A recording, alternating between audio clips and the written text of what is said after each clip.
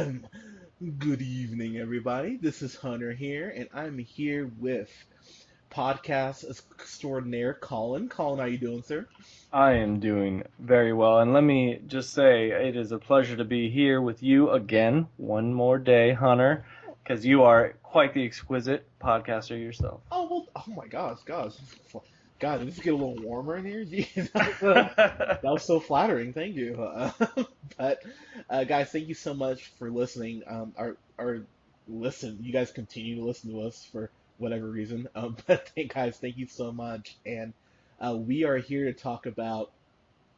This is maybe gonna be one of my favorite reviews of the year because it really is because whenever we get something like this, like a Transformers or Ninja Turtle, something that has the potential to be so just anger inflicting, I'm always curious to do these reviews with you. So um, I will say we did a trailer review for like the first trailer, I believe, and I was not a fan of it. I was like I this. wasn't either. I thought it was ridiculous. We both were like, "Oh man, this is not looking good," and whatever Yeah. else. Um, I will say this wasn't the train wreck I thought it was gonna be. I, But is that just because your expectations were so low? and you know what's funny? That's been so. This will maybe be my most, ironically enough, as much as I wasn't looking forward to this. This may be one of my biggest conflicted reviews that I've ever recorded Yeah. because okay, so we can get the plot away really quickly. So let me just kind of run through this. Uh, Right. so the So what happened in the first Turtles, real quick? oh god, And by the first Turtles, I mean obviously the first Teenage Mutant Ninja Turtles, like the one with Megan Fox and Will Arnett that happened last year or 2 years ago. yeah, I mean, so basically what happened, you find out how the turtles became the way they were. That April O'Neil's dad was a scientist who was testing out some serum or whatever that like on humans, and then the turtles get it, they turn mutant, blah blah blah. Shredder Shredder shows up, yeah. and then gets beaten super easily, and they save New York, and then Shredder. If memory serves correctly, which is why I was watching this, I was super confused. Shredder dies in the first movie. He like falls from like a skyscraper. And, Yeah, how is he just like in police custody, like in this movie, and they're like everyone's just like, oh yeah, he's fine. yeah, so I actually had to go back and watch the end of the first movie because I was like, wait, that's not what. So yeah, whatever. So basically, Shredder is in police custody. He's being transported. He is met or in custody with Bebop and Rocksteady, played by WWE wrestler Sheamus, Sheamus. and Gary Anthony Williams, who Yeah, and for those who are familiar with Bebop and Rocksteady, like, and they're like a giant rhinoceros and warthog, like they're not those guys yet. Like they're just two convicts at this point, like riding, being transported at the same time. Um, and and it's just like it's so funny that the entire plot of like breaking Shredder out of police custody is being like formulated by Tyler Perry of all people, which I thought was really funny. Yeah, so okay, so so basically, Shredder gets broken out along with Bebop and Rocksteady. They meet Baxter. Oh my god, I can never remember the guy's last name. Baxter. Where is it? Baxter Stockman. That's his last name. No, it starts with an S. So basically, Stockman. He's working with Shredder. He turns Bebop and This is Rocksteady. this is Tyler Perry's character, right? Yes, Tyler Perry. So he turns them into a warthog and a rhinoceros, and then Crane shows up randomly. They need to find these three pieces of the Infinity Stone. I mean, sorry, the whatever the And the whole time while this is going on, the Teenage Mutant Ninja Turtles are trying to interfere. Like they start out, they're just watching a Knicks game, and like the whole kind of like side plot of like Michelangelo drops a piece of pizza, and they're like, oh man, we can't watch Knicks games anymore because they're gonna be looking out for us now because you dropped that piece of pizza, and they're like, dang it, it really sucks that we're giant mutant ugly turtles and we can't like hang out with humans, and like that's like the side plot going the whole time. And then like when they're trying to break out Shredder, they are coming up in the old school garbage truck, shooting manhole covers, trying to interfere. So they're trying to thwart every move by Tyler Perry's character Baxter. Yeah. So here's the thing about this movie. Is this as bad as the first one? It's not, and because Colin will tell you, and if you haven't listened to our review, I highly recommend it. I was absolutely miserable in that first movie. Like I Yeah, could, you were. I just couldn't believe that they fucked it up so badly. And I'm very sorry to segue here real quick. So one of my favorite movie reviewers, someone I look up to, um, they were saying, "Oh, if you grew up on Ninja Turtles and you're getting mad because this is silly, get the fuck over yourself." Well, I'd like to kindly say, "Fuck you," because I think that's a Who true. is this? Who is this person you're calling out? It is his name is Corey. He's on Double Toasted. If you guys want to look him up. Double toasted, Corey. Yeah. The gauntlet has been thrown down, sir. Like, If you would like to rebuttal, meet us at the Real Pineapple 775. Oh yeah. was that a Randy Savage impression right there? Yeah, a little bit. That I threw a little Randy Savage in there. that was good, man. Yeah. Snap into a Slim Jim. Oh yeah. This is like it's like Randy Savage meets the Kool-Aid guy almost, but Yeah, it's like I'm breaking into your house filled with Kool-Aid, but I also have Slim Jims, and like I want to give you, and I have class, it's a combo. It's a combo.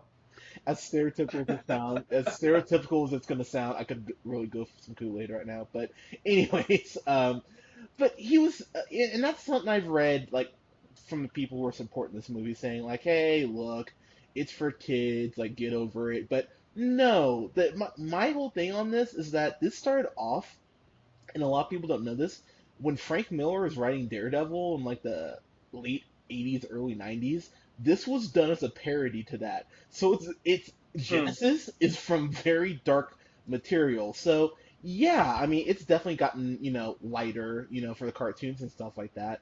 But man, you want to talk about just being almost schizophrenic as to what it wants to be, because on one hand it wants to be throwing all these references that you really will only get if you've read the comics or like know your Ninja Turtle stuff, but then it's like some of the dialogue is so eye-rollingly bad. It's almost shocking, honestly, like how bad some of the dialogue is.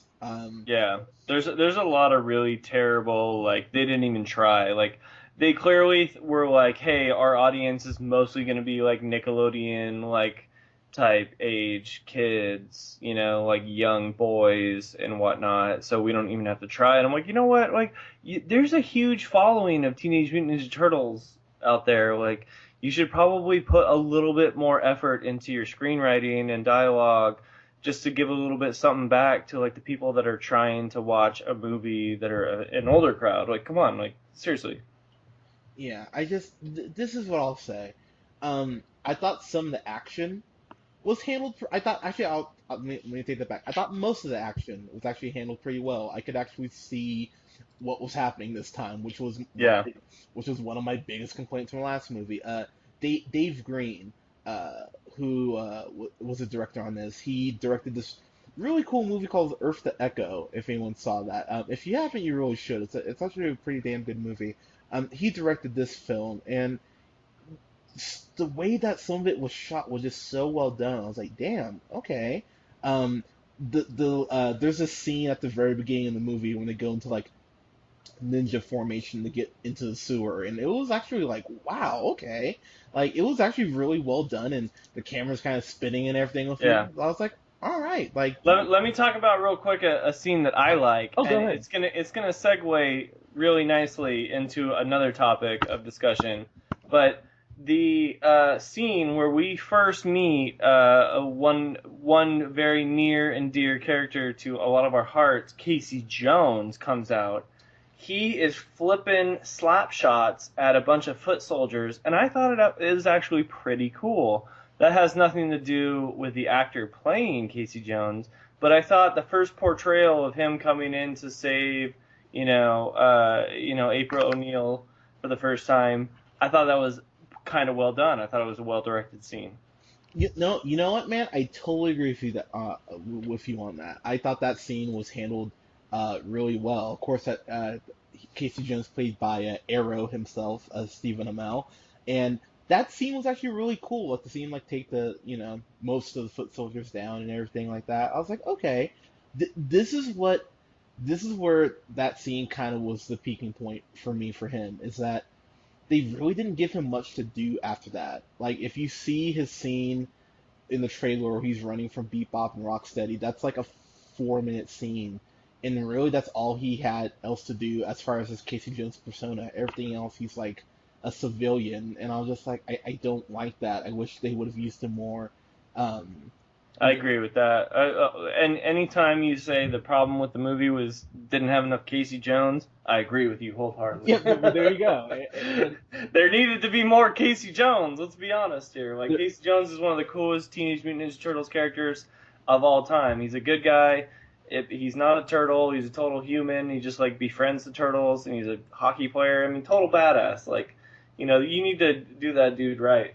Yeah, so let's get to my main crux of one of my main cruxes here. Um, April O'Neil, played by Megan Fox again. She's a shit April O'Neil. She really is. And the things about these superhero movies is that you always need, an avatar for the audience. Agent Coulson was that in the Avengers. You get someone like Hawkeye, even though he's a hero, he's one of the more like not super powered, so you get to see the film at points through his eyes.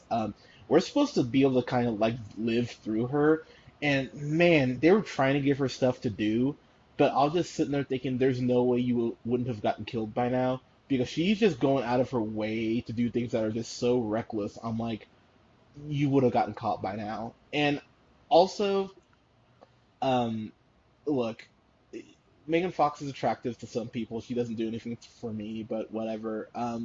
The scene where she has to like get a schoolgirl skirt, it's so gratuitous, and it's just like, oh god, you just had to find a way to get her into less clothes. Like, Whoa, whoa, whoa. What are we saying here? That's a bad thing?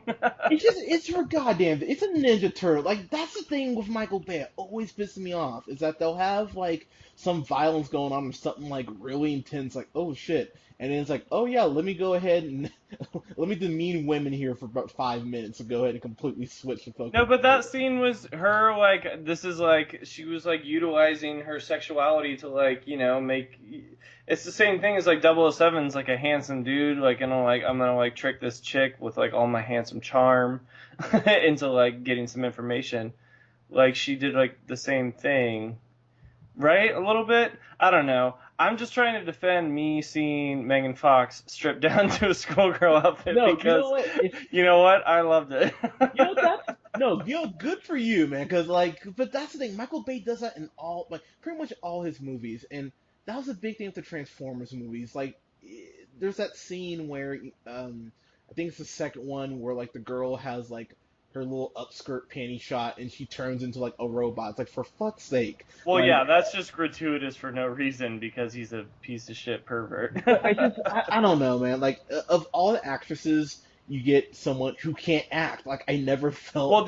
there's certainly times where Megan Fox has like a monologue as April O'Neil, and she totally blows it every time. She's not a good actress. She can't hold the monologue to save her life. But she ain't hard on the eyes. Well, okay, fine, but like, but But I know that she doesn't even do that for you, so yeah. so I understand your gripes. But the biggest problem with this movie is the exposition.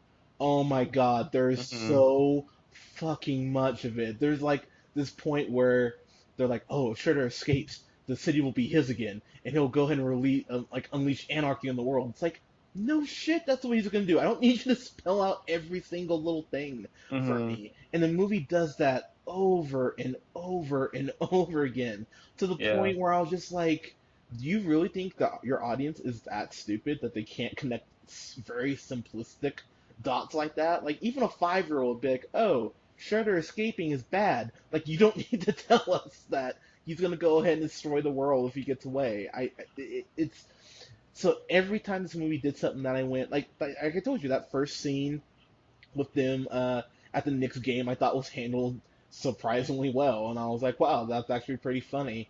Um, Tyler Perry, Tyler Uncle Tom Perry, he he's in this shit, and you know the character that he's playing, Baxter, he was always a pain in the ass, so they did some good casting there. So Yeah, he played his own role. Like, that's how he is in real life. yeah, so I mean, I will at least give the movie that they cast someone they knew was annoying. Um, but then they just did these things like, hey, we have Shredder as a human this time. He's not a big giant robot, but Yeah. we're gonna write him out of the movie in the most douchey way that I just threw my hands up. I was like, oh man, you guys just have no shame, do you? Yeah. Um, and the way Krang is like shoehorned into this, it really is. It gave me that I Spider. didn't like the way he looked. I didn't either. I I did. I thought there was like for how they decided to make him look, like the people that made like the computer generated artists, like the CGI guys, like they did a good job. Like he looks good, right? Like Yeah, for what he is. yeah. But I didn't like the idea of how they thought they should make him look. Like with it, like where he's just like flying around all these tentacles. Like I thought he should be more like in a casing with like more robotic stuff. It was too much like he was too organic. He should have been more robotic. Yeah, no, I actually agree with you on that. It looks like it looks like a transformer, and that's all I'm sitting there It thinking looks the like a whole time. bullshit transformer, bro. And it's like, I'm like, people always say like, oh, Michael Bay's not directing these. You couldn't tell if you Yeah, didn't tell well, he's anybody. he's the one that's controlling everyone that's directing these. Like Yeah. he has all the money tied to this. Now, I will say something else, something good about the movie, and I feel you'll disagree, but that's fine. I thought Bebop and Rocksteady, I didn't think they looked as bad as I thought in the trailer. Because when I saw it They first, looked fucking horrible, dude.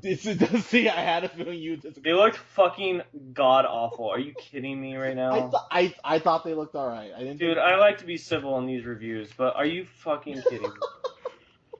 I thought they looked okay. I didn't think it looked That was great. the worst part of the movie was those two idiots. Like the Really? way they made those, the way they like animated that stuff looked so bad.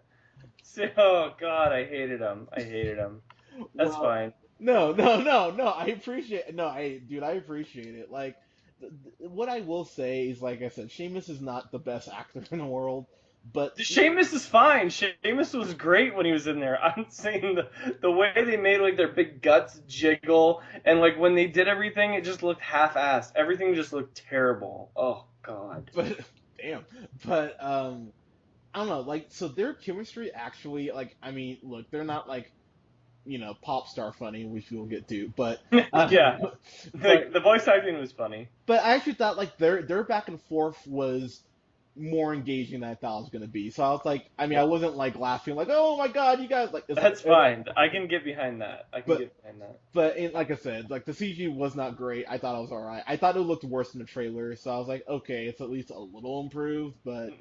Um, but again, what they do with Shredder, I mean, there's some stuff that is good here. I still hate the way that what's his name, that Splinter is animated. It's just Yeah. it's jarring to me. How did you think like the last fight scene played out too, with like the turtles and Krang? I thought it was dumb. Dumb, I thought it was another battle in the sky, super dumb. just like the first one, and it was really poorly done. I will give the movie this. I thought the way the portal looked, like I know it's a weird thing to be happy about, but the way that the portal looked, as far as like how it was like ominous and everything, I actually thought that actually looked pretty cool. So That wasn't bad. so the I'll agree with that. so the initial part where the ship is like coming together, that was actually it was kind of like a like a grown up version of Frogger almost. So I kind of found some humor in that. I was kind of like, all right, that's an interesting kind of cool idea to you know. But overall though, to say this movie is good, it's not.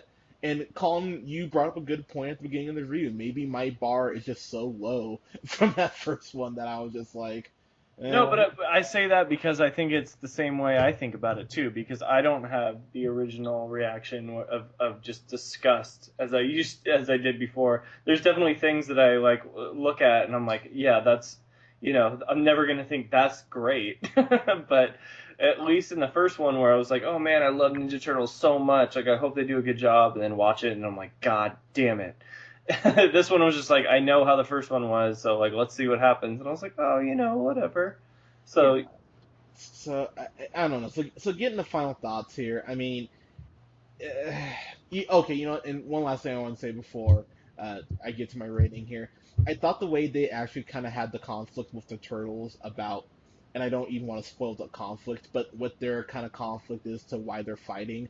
I thought yeah, I thought that was actually handled surprisingly well. I was kind of like, surprisingly well. That's what that was my point I was gonna make too. So continue. oh, Yeah. oh yeah. But I was sitting there. I was kind of like, wow, this is actually like an actual argument that you would have in Mhm. a situation. And Yep. Leonardo, god damn it, I've always hated Leonardo. He's always pissed me off. He's like so smug and full of himself. I'm so Yeah, but he does it for the good of the team. I've always just, but Well, you agree with Raphael then. what's funny is like I wasn't even really on anyone's side because I got Leonardo's point, but like I understood why Leonardo was pissed off until he was like only one person's vote on the team matters and that's mine. I was like, you fucker, like Well, I mean, that was obviously a terrible, arrogant comment. But and even Splinter was just like, he was like, a good leader listens to his team. He does not tell them what and withhold information and whatnot. And I was just like, yeah, oh, man, you bring up such a great point. Okay, so this is why I didn't hate this movie as much as like I should have, is because a lot of this was like, man, I remember the Ninja Turtles and like this was like some real shit, like some good conflict in between the team that was going on. And I was like, you know what? Some of this is good, interesting, like cinema to watch. It yeah. really was. Yeah, I don't know. Like for every step it took forward, it took one back. There's this line of dialogue that's from the trailer where Raphael does this really cool thing. Like you get to see the turtle van, which looks awesome. I was like, okay, this is cool. And then you see and then Raphael like jumps out of the back of the van, does this roll and like double clotheslines these two Foot Clan members off of motorcycles, and I was like, oh shoot! And then he like gets on his other bike, and he's like, and then he delivers this crappy line of dialogue where he's like, "That's how I roll." When he knocks the guy off, he's like, "That's how you roll." And I was like, "Oh god!" I'm like, movie, like, come on, like I'm trying to like you, but final thoughts here. This, pardon me. This is an okay movie. It wasn't the train wreck that I was expecting, so I will at least give it that. But overall, they still haven't gotten this right live action. I feel like they should just go back to really good animation. If you want to see a great Ninja Turtle movie, watch TMNT, which came out like 6 or 7 years ago. That animated movie that was really good. Um, so I would give this. Oh Lord, I'm gonna give this a C plus because I saw this at early matinee. I don't think it was worth what I paid for it, but you can put this on as a video babysitter for the kids and see if maybe you can show them the good Ninja Turtle cartoon like from the 90s. So yeah, C plus for me. Colin, your thoughts, sir? Yeah, so I really do truly love the Teenage Mutant Ninja Turtles. I watched the old cartoon show when I was a kid. Like I used to like wake up every morning and look forward to watching, Teenage Mutant Ninja Turtles. I know the theme song, like Teenage Mutant Ninja Turtles, Teenage Mutant Ninja Turtles, Teenage Mutant Ninja Turtles. Here's the half shell turtle Turtle power. powers. Yeah. So I mean, like, there you go, man. Like, you have this like affinity for something like so deeply engraved in your soul from when you were a little kid. So like, these don't live up to the par of what they should be.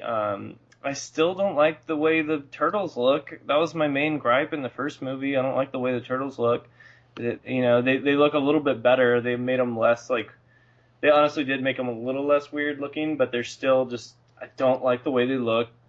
Just period. The CGI, honestly, like watching it in 3D on a big screen, like the detail is great. Everything honestly does look really good. I don't like the idea behind what they're animating, like I don't like the way they decided to make them look.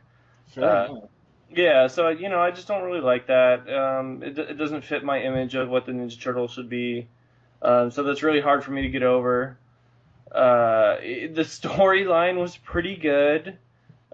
Casey Jones was good as far as like some of his fight scenes, but yes, Stephen Amell, the Arrow dude, like he's not great. He's just kind of like a B actor that got the job. Oh. I mean, let's be honest here. Until he's making millions of dollars like doing like big budget movies, he's gonna be a B actor. So he was all right, but he wasn't great. Will Arnett is still just like a total joke in this God. movie. Yeah, okay, so just real quick, I'm sorry. The way his storyline, like him taking credit for like, okay, not to spoil it, but his storyline, like this thing that New York believes, I was like, give me a goddamn break. You guys really would believe, like it was one of those things. I was like, that's a really tough, like it's a really tough pill to swallow. Yeah, So, but sorry, go ahead. yeah. So I mean, Will Arnett, he's playing the Falcon or whatever.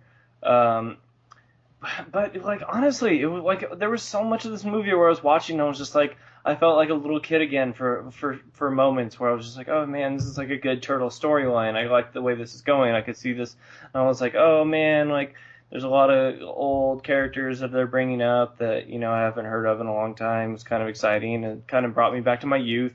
So they did a little bit of a good job doing that. So I felt nostalgic at times. I liked it at times. And all of this I don't think I could say about the first one. So this is a better movie than the first one.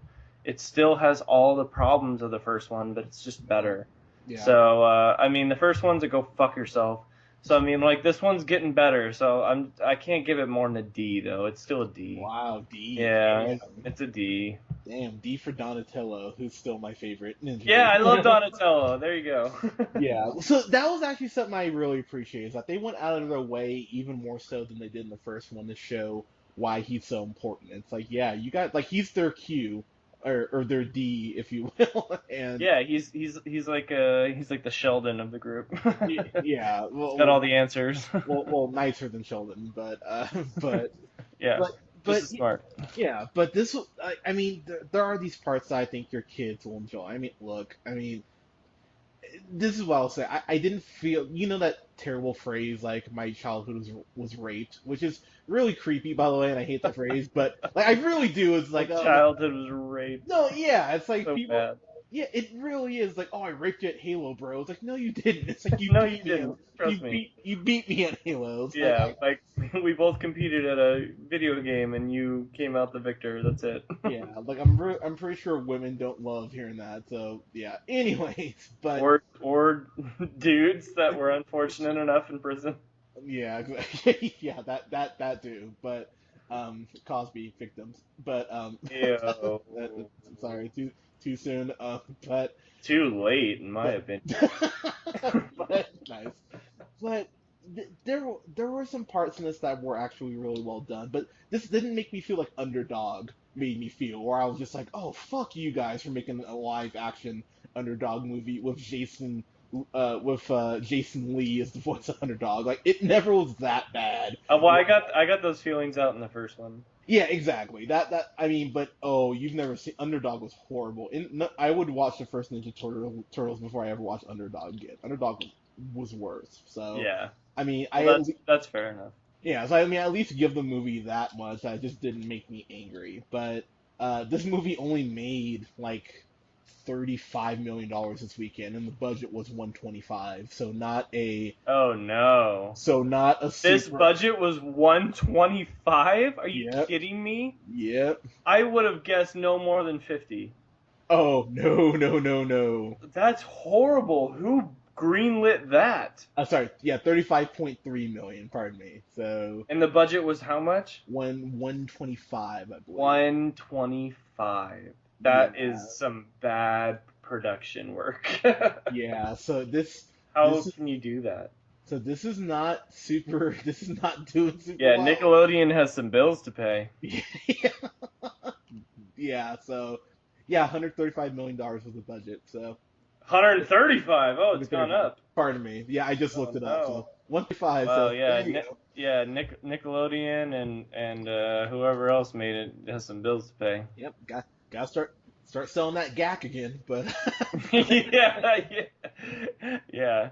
You need to start a new series of Guts. there you go. Oh man. Do you have it? Guts. I would watch that. I would watch the fuck out Yeah. of that. I would definitely watch the fuck out of Yeah. that. Get some Legends of the Hidden Temple back up in there, but Yeah. Hell yeah. but, but guys, what did you guys think of Ninja Turtles? Please let us know because I've heard some people say like, "Oh man, I like this as much as Secret of the Ooze." I was like, "Whoa, whoa, whoa!" I'm like, "Okay, let's tone it down a little bit there." I saw one person said they like this more in Civil War, and I was like, "I hope you get the worst tweets of your life." But anyway, so definitely subscribe to us here on SoundCloud, the Real Pineapple 775. You can follow yours truly on the Twitter at JHunterRealPineapple. You can like us on Facebook at the Real Pineapple, and you can follow Mr. Colin here on Twitter at The Real O'Neill. Guys, thank you so much. We'll have a review coming up this weekend for Central Intelligence, Yes, son. just damn it, it's not San Andreas, Colin. Don't get excited. But It's not gonna be good. yeah, what you have a bad feeling, Colin? I have a really bad feeling about this. It just takes a little. It just takes a little heart and a Big Johnson, Colin. What are you worried about? Kill me now. Guys, thank you so much. We'll talk to you soon. Later.